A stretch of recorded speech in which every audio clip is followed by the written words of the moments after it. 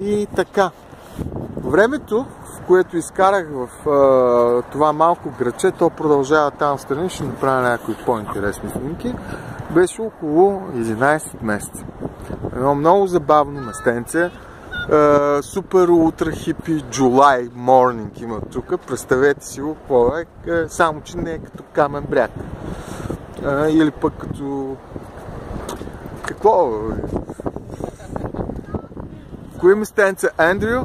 Ето, това е нашата любима компания в последно време, българска, багейска. Мили мои детенце, те имат детенце, момиченце, казва се Дея, родена в Бристол. Какво да ви кажа, мили мои приятели за резидили? Това е UK Southwest England is the best Southwest. Much better than... It's nothing near close to my heartless fate. Southwest. И това е Бо, Боряно, Борянке, Алоха. Бо и Ендрю са мама и тата на това сладурче. И така те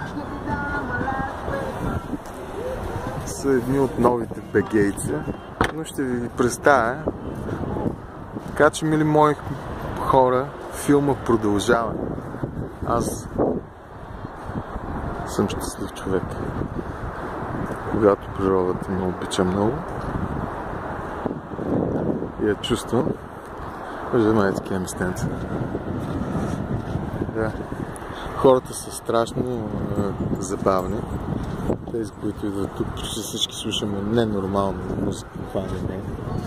И сме маняци на тема красота в човешките отношения и чиста, експериментално, правдиво запазена истинска природа. Нещо много повече от фундамента на това. Да. Тук може да си ловиш скумрия. Колко щеш. Има. Обаче има период. То са дебни, рибарска работа. Не е нещо те ала балваница. Не може така. Естествено, като ги говоря тия неща, означава, че има и рибари много. Ще ви покажа малко по-късно някои много интересни кадри. Време е да приключа, тъй като искам да се топна всичката в море.